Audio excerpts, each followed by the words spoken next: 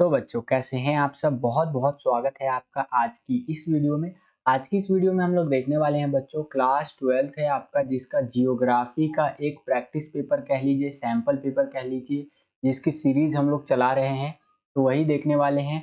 आपको तो पता ही होगा बच्चों कि आपका 18 मई, जी हाँ बच्चों, 18 मई 2022 को जो जियोग्राफी सब्जेक्ट है आपका, उसका टर्म 2 का बोर्ड एग्जाम होना है। ठीक है, तो उसी के लिए हम लोग आपके लिए सैंपल पेपर की सीरीज चला रहे हैं, जिसके अंदर हम आपको काफ़ी सारे सैंपल पेपर, लगभग 15 सैंपल पेपर देने का प्रयास करने वाले हैं। ठीक है, जो आपका जियोग्राफी का पेपर होने वाला है उसके लिए इसी सीरीज में हम लोग अभी तक पहुंच चुके हैं। हमारा जो 8th सैंपल पेपर है वो कंप्लीट हो चुका है। ये जो मैं आपको इस वीडियो में पेपर करवाने वाला हूँ, सैंपल पेपर कह लीजिए, ये 9वां पेपर करवाने वाला हूँ, 9th सैंपल पेपर कह लीजिए या फिर प्रैक्टिस पेपर कह लीजिए। ठीक है, जो कि मैं सॉल्व करवाने वाला हूँ। और ये जो आपका 18 मई 2022 को पेपर होने वाला है जियोग्राफी का, यानी कि भूगोल का, उसके अंदर बहुत ज़्यादा आपको हेल्प ये करेगा। ठीक है, तो वीडियो को पूरा जरूर देखिएगा, ये जो मैं अभी वीडियो बना रहा हूँ। और अगर आपने इससे पहले के 8 प्रैक्टिस पेपर्स की वीडियो नहीं देखी है सैंपल पेपर की, तो उनको भी जरूर देखिएगा। पहले ये जो मैं आपको 9वां ये जो हम कर रहे हैं मतलब पेपर, इसको पूरा देख लीजिए। इसको पूरा देखने के बाद आप जो है सो कि इन पेपर्स को भी देख सकते हैं। डिस्क्रिप्शन में आपको लिंक देखने को मिल जाएगा, मतलब डिस्क्रिप्शन खोलेंगे वहीं पर आपको नीचे साइड में अबाउट करके शो कर जाएगा। ठीक है, हमने कार्ड में भी, आई बटन में भी इसका लिंक दे दिया है, वहां से भी देख सकते हैं। चैनल पे जाकर भी इन वीडियोस को देख सकते हैं, वीडियो वाले सेक्शन में, और प्लेलिस्ट वाला जो सेक्शन होता है उसके अंदर आपको देखने को मिल जाएगा। हमने इसका प्लेलिस्ट वगैरह भी बना रखा है। एक बच्चे ने बोला कि सर सामान्य निर्देश हर वीडियो में मत बताया करो, तो मुझे भी ये बात सही लगी। तो ज़्यादा हम सामान्य निर्देश वगैरह पे डिस्कस नहीं करेंगे, डायरेक्टली कोशिश करेंगे पेपर पे चले। तो उससे पहले थोड़ा सा देख लीजिए, जियोग्राफी का आपका पेपर है, इसका कोड होगा आपका 029, 2 घंटे का आपका पेपर होगा और 35 नंबर का आपका पेपर होगा। ठीक है, यहाँ पर बोर्ड का पेपर कुछ इस तरह से आएगा आपका। यहाँ पर आप देख सकते हैं सीरीज लिखी हुई रहेगी, सेट 1 है ये पेपर का आपका। तो इस तरह से सेट आपका जो है सो कि लिखा हुआ रहेगा, और यहाँ पर आपको कोड वगैरह लिखा हुआ रहेगा। ये जो पेपर करने वाले हैं इसके अंदर आपको 9 प्रिंटेड पेजेस देखने को मिलेंगे और एक मैप वाला क्वेश्चन देखने को मिलेगा। ठीक है, जियोग्राफी का जो पेपर होगा आपका, उसके अंदर 10 टोटल आपसे क्वेश्चन पूछे जाएंगे। 15 मिनट का ये टाइम वगैरह अलाउ किया जाता है, आपको पता ही होगा। ठीक है, सामान्य निर्देश आप यहाँ पर हिंदी में पढ़ना चाहते हैं तो पढ़ सकते हैं। मैं इंग्लिश का बिल्कुल शॉर्ट में आपको समझा देता हूँ सामान्य निर्देश, ज्यादा टाइम आपका नहीं लूंगा। सामान्य निर्देश आपको पता होना चाहिए, 5 सेक्शन में बटा हुआ रहेगा। ठीक है, सेक्शन ए में आपका 3 क्वेश्चन करना है आपको, सेक्शन बी में 1 क्वेश्चन करना है, ये सोर्स बेस्ड स्रोत आधारित क्वेश्चन रहेगा। सेक्शन सी के अंदर 3-3 नंबर वाले क्वेश्चन पूछे जाएंगे, 5वां और 6ठा क्वेश्चन बेसिकली 2 क्वेश्चन करना होगा। सेक्शन डी जो रहेगा उसके अंदर आपसे 5-5 नंबर वाले क्वेश्चन पूछे जाएंगे, और सेक्शन ई जो रहेगा इसमें मैप वाले क्वेश्चन आपसे पूछे जाएंगे। तो ये था आपका सामान्य निर्देश। अगर आपको डिटेल में सामान्य निर्देश समझना है तो आप वीडियो को पॉज करके पढ़ सकते हैं, या प्रीवियस वीडियोस अगर आपने देखी होगी तो उसके अंदर मैंने आपको बता ही रखा है। तो चलिए हम लोग चलते हैं अपने पेपर की तरफ। तो पेपर है हमारा सेक्शन ए, आ गए हम लोग सेक्शन ए में, जिसको हिंदी में आप खंड ए भी कहते हैं। ठीक है, इसके अंदर हमें very short answer type question देखने को मिलेंगे। ठीक है, 2-2 नंबर के 2 नंबर का एक क्वेश्चन है, टोटल 3 क्वेश्चन आपको अटेम्प्ट करना है, 6 नंबर आपका ये सेक्शन है। ठीक है, तो पहला क्वेश्चन है हमारा कि वायु प्रदूषण या कह लीजिए वायु प्रदूषण जनित प्रमुख बीमारियां कौन सी है। ठीक है, तो यानी कि जो हमारे हवा में जो प्रदूषण होता है ना, जो वायु में प्रदूषण होता है, तो उससे कौन कौन सी बीमारी होती है। तो इससे श्वास मतलब सांस से संबंधित बीमारी होती है, जैसे दमा देखने को मिलेगा, अस्थमा देखने को मिलेगा। कई लोगों को आप देखते होंगे वो खांसते रहते हैं, क्या करते हैं, खांसते रहते हैं। तो उनको या तो दमा होता है, या तो अस्थमा होता है, या तो टीबी भी होता है कई समटाइम्स। ठीक है, ट्यूबरक्लोसिस जिसको बोलते हैं, ये होता है। तो ये ज्यादातर ये जो बीमारियां होती हैं ये वायु प्रदूषण के कारण होती है। अगला है तंत्रिका तंत्र संबंधित बीमारियां। ठीक है, तो ये एक और तरह का बीमारी है, उसके बारे में बता रखा है। तो ये 2 तरह का बीमारी के बारे में आप लिख सकते थे, तो आपको पूरे नंबर 2 नंबर मिल जाएगा। उसके बाद अगला है कि जल परिवहन कितने प्रकार का होता है। तो देखिए, जल परिवहन जो है 2 प्रकार का होता है। एक तो अंतः या स्थलीय जल परिवहन आप कह सकते हैं।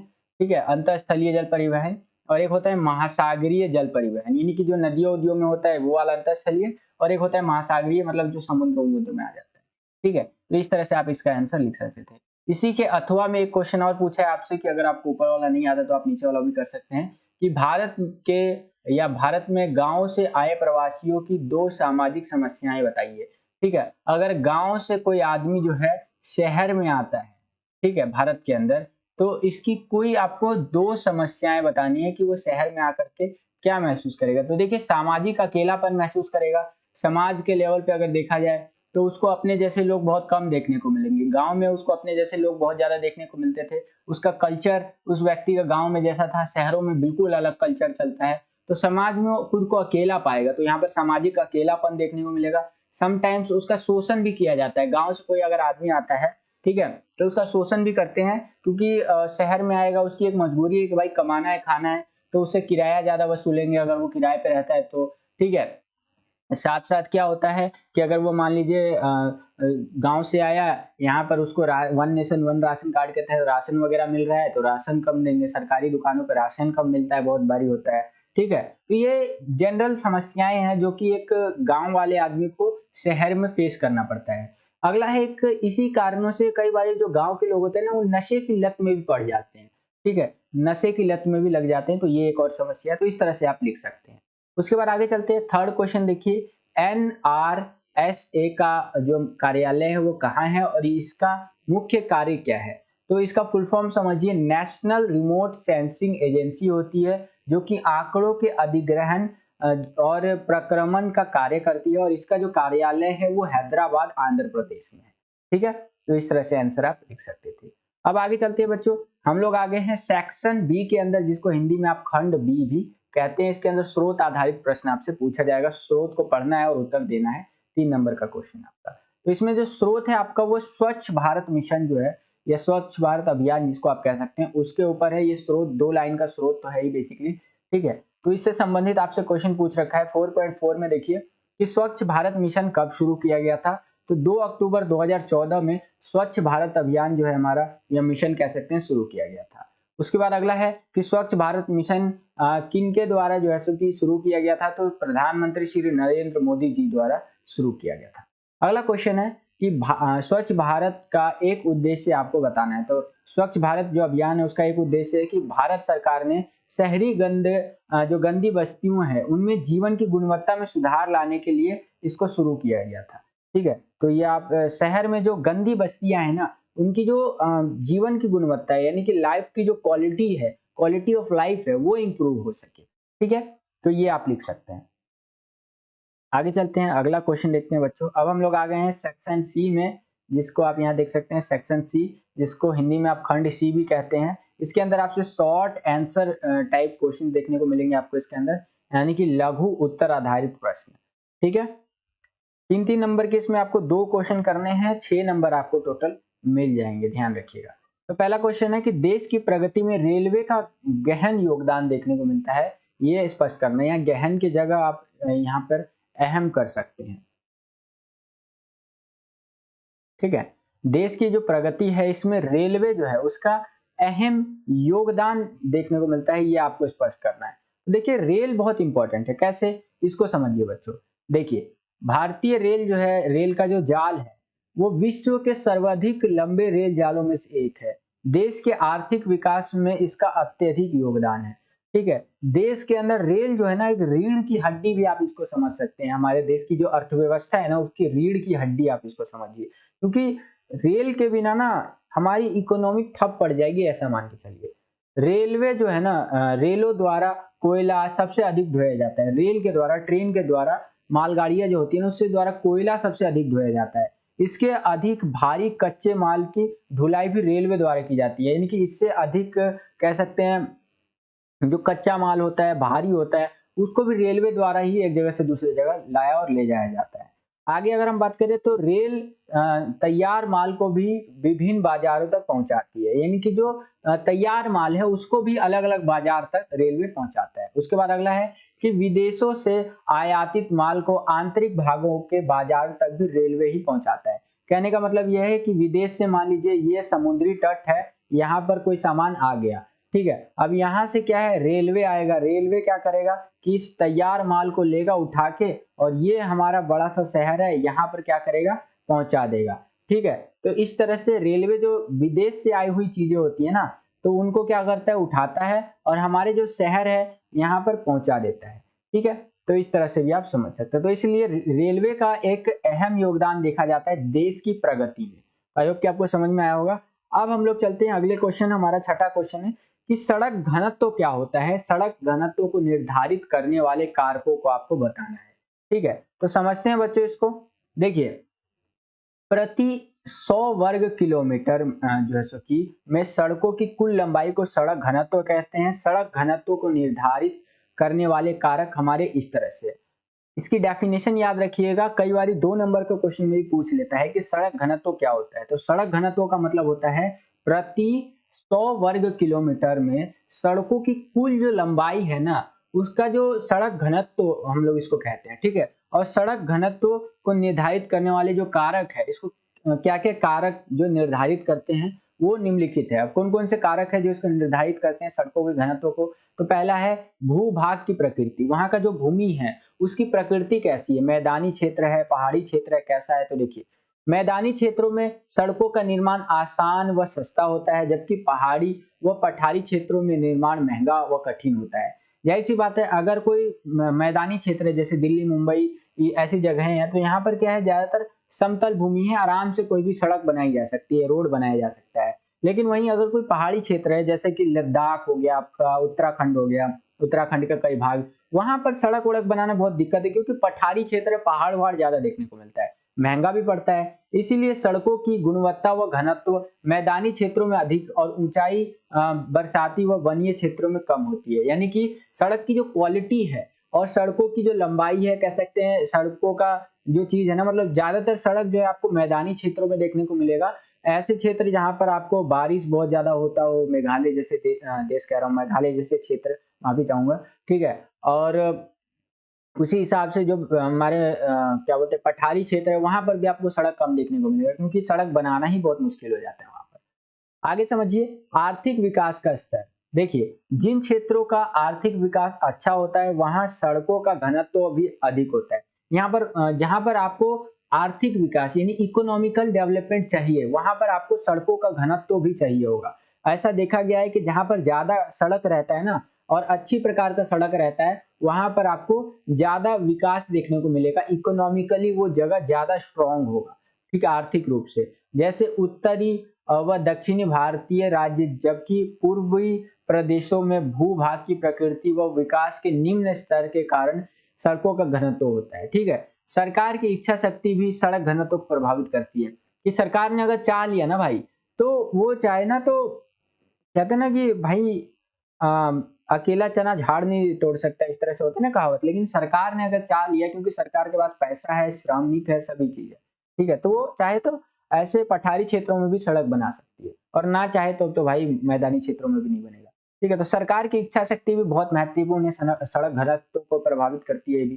ठीक है, तो इस तरह से लिख सकते हैं।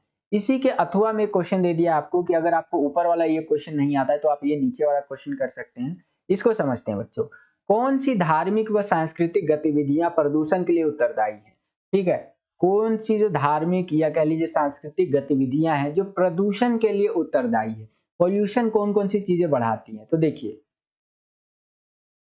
तीर्थ यात्राएं व धार्मिक कर्मकांड, यानी कि जो तीर्थ यात्राएं हैं हमारा, उसमें देखते हैं आप बहुत सारा आपको फूलों का, प्लास्टिक का। आज के टाइम पे तो, पहले के टाइम पे तो फूल वूल सबका कचरा होता था, तो सब तो इजीली डिकम्पोज हो जाता था, खराब हो जाता था, सड़ जाता था, तो मिट्टी में मिल जाता था। लेकिन आज के टाइम पे तीर्थ यात्रा के नाम पे क्या है, प्लास्टिक ही प्लास्टिक देखने को मिलेगा, जो कि कभी खत्म नहीं होता है, हजारों सालों के बाद भी जल्दी खत्म नहीं होता है। तो ये सारी चीजें, धार्मिक कर्म कांड आप देखते होंगे, किसी के मरण हरण पे या फिर किसी के पैदा होने पे तरह तरह के पूजा पाठ वगैरह किए जाते हैं, तो उसमें भी बहुत ज्यादा कूड़ा करकट फैलता है।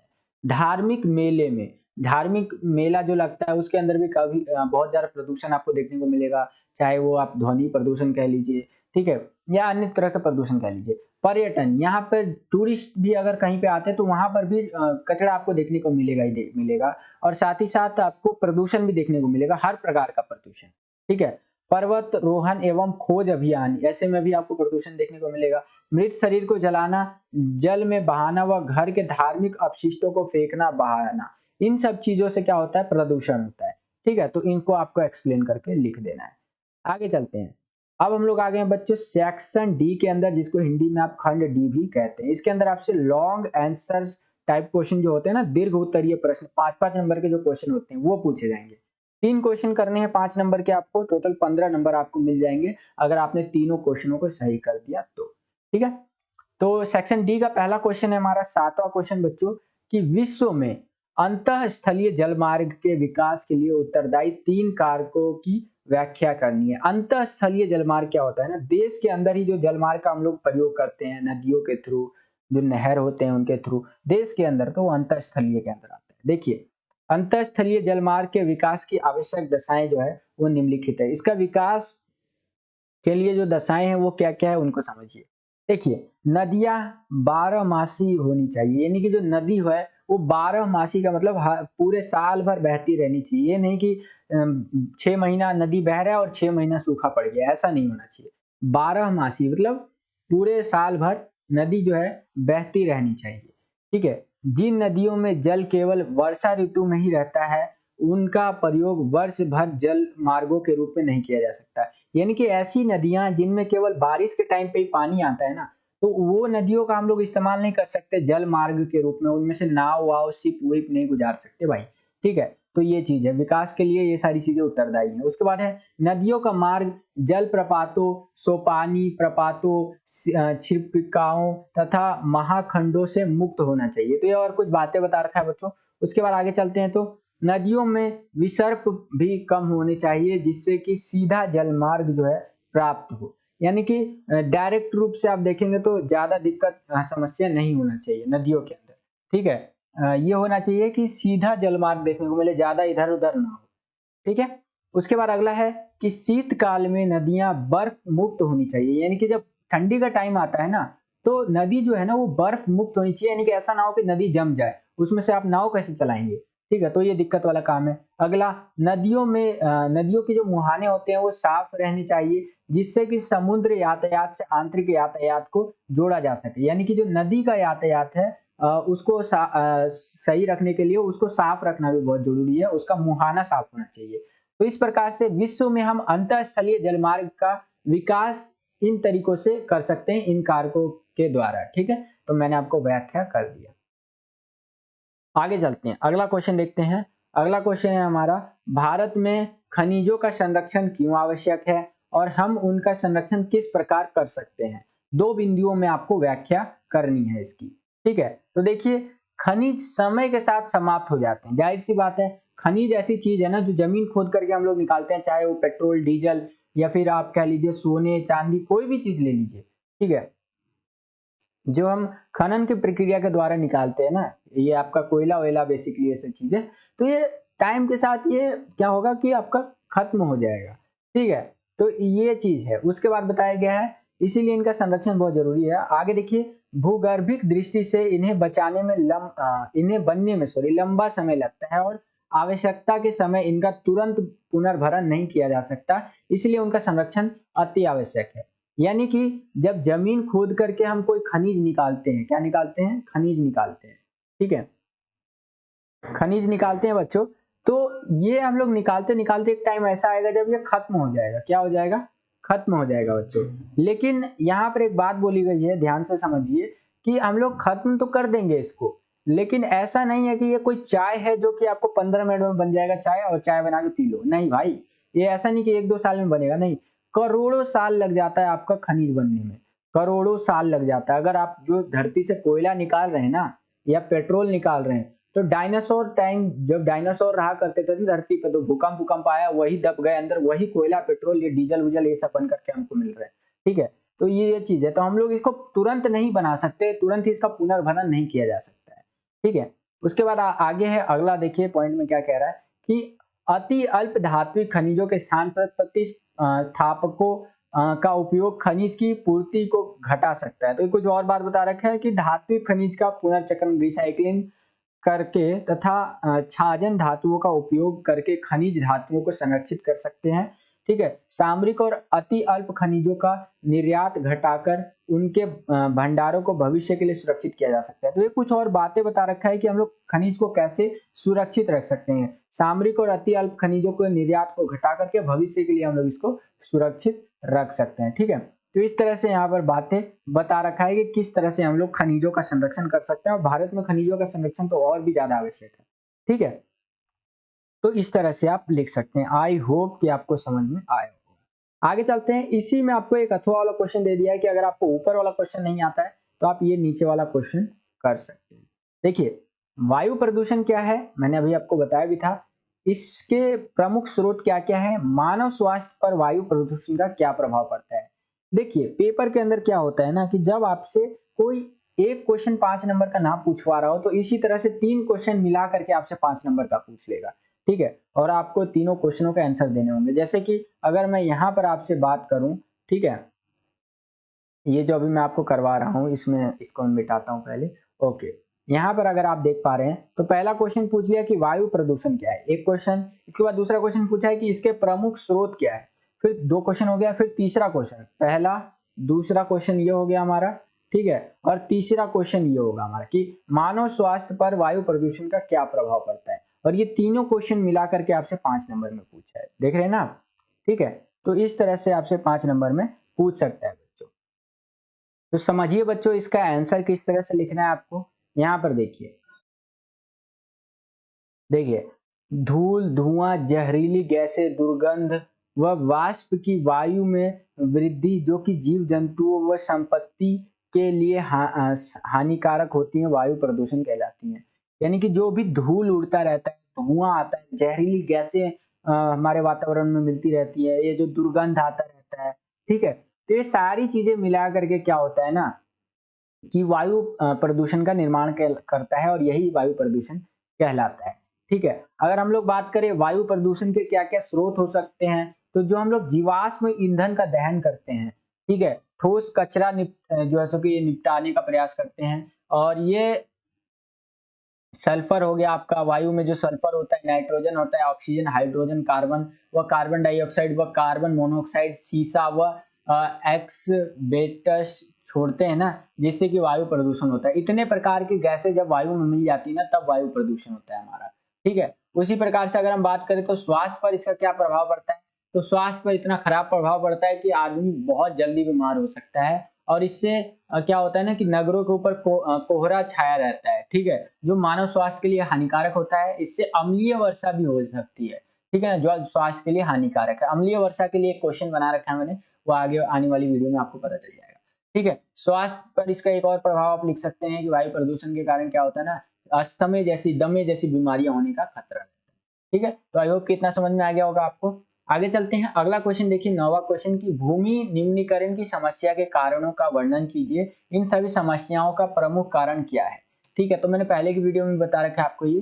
पहला है कि अति सिंचाई, जब जरूरत से ज्यादा सिंचाई कर दिया जाता है ना, तब भूमि निम्नीकरण होता है। भूमि निम्नीकरण मतलब भूमि की जो उत्पादक क्षमता है उसके अंदर कमी देखने को मिलेगी। ठीक है, इन सब चीजों को पढ़ना चाहते हैं तो आप पढ़ लीजिए, मैंने ऑलरेडी आपको पहले की वीडियोस में समझा रखा है। ठीक है, उसके बाद अगला है औद्योगिक अपशिष्ट। उद्योगों द्वारा निकला गया अपशिष्ट जल को दूषित कर देता है, और फिर दूषित जल से की गई सिंचाई जो है मृदा को नष्ट कर देती है, खास करके उपजाऊ मृदा जो है, तो इससे भी भू निम्नीकरण होता है। अगला है आपका नगरीय अपशिष्ट, नगरों से निकलने वाला जो अपशिष्ट पदार्थ है, इससे भी भू निम्नीकरण देखने को मिलता है हमारा। ठीक है, उसके बाद आगे चलते हैं, तो देखिए, चिमनियों का धुआं भी एक अहम रोल अदा करता है। फिर अम्लीय वर्षा भी आप कह सकते हैं यहाँ पर देखिए। ठीक है, तो इस तरह से ये आंसर आप लिख सकते हैं। और यहाँ पर आगे चलें तो हमारा आ जाता है सेक्शन ई, जिसको हिंदी में आप खंड ई बोलते हैं। इसके अंदर मानचित्र आधारित प्रश्न यानी मैप से रिलेटेड क्वेश्चन आपसे पूछे जाएंगे बच्चों। ठीक है, आपको 10वां क्वेश्चन आएगा मैप वाला, जिसके अंदर 6 क्वेश्चन दिए होंगे, कोई 5 क्वेश्चन आपको करने हैं, एक एक नंबर का एक क्वेश्चन आपसे पूछा जाएगा। ये आप देख सकते हैं, इस तरह से क्वेश्चंस आपसे पूछे जाएंगे मैप से रिलेटेड, कोई 5 आपको करना होगा। यहाँ पर हमारा ये जो जियोग्राफी का प्रैक्टिस पेपर नंबर 9 था, ये कंप्लीट होता है बच्चों। तो आई होप कि आपको ये वीडियो पसंद आया होगा बच्चों। अगर आपको ये वीडियो पसंद आया है तो वीडियो को लाइक जरूर कीजिएगा। जितना ज़्यादा आप लाइक करते हैं उतना ज़्यादा हमारा जो है सो कि मोटिवेशन बढ़ता है और वीडियोस को बनाने के लिए। प्रैक्टिस पेपर नंबर 9 हमारा कंप्लीट होता है। आप जो है सो कि नेक्स्ट वीडियो में जो मिलूंगा प्रैक्टिस पेपर नंबर 10 आज ही आपको देखने को मिल जाएगा। ठीक है, और यही था आज के वीडियो। और आई होप कि आपको ये वीडियो पसंद आया होगा। वीडियो पसंद आता है हमारा तो वीडियो लाइक करने के साथ साथ शेयर भी किया कीजिए। मैं देखता हूँ आप शेयर नहीं करते हैं। और शेयर करने के साथ साथ एक साथ और एक चीज कर सकते हैं, वो ये है कि चैनल को सब्सक्राइब कर सकते हैं आप, ठीक है। क्या कर सकते हैं, चैनल को सब्सक्राइब कर सकते हैं। सब्सक्राइब करने से ये होगा कि हमारे चैनल पे जितने भी नए वीडियोस आएंगे उसका नोटिफिकेशन सबसे पहले आपको मिलेगा। नोटिफिकेशन लेने के लिए आपको सब्सक्राइब करने के बाद बगल में इस तरह से घंटी का आइकन देखने को मिलेगा। इस घंटी का आइकन पे क्लिक करना है और क्लिक करने के बाद क्या करना है, आपको ऑल पे सिलेक्ट करना है। ऑल पे जैसे ही आप सिलेक्ट कर लेंगे हमारे चैनल पे जितने भी नए वीडियोस आएंगे उसका नोटिफिकेशन सबसे पहले आपको मिल जाया करेगा। आज के लिए इतना ही बच्चों, मिलता हूँ आपसे अगली और एक्साइटिंग वीडियो में। तब तक के लिए खुश रहिए, खुश रखिए सभी को। जय हिंद, वंदे मातरम।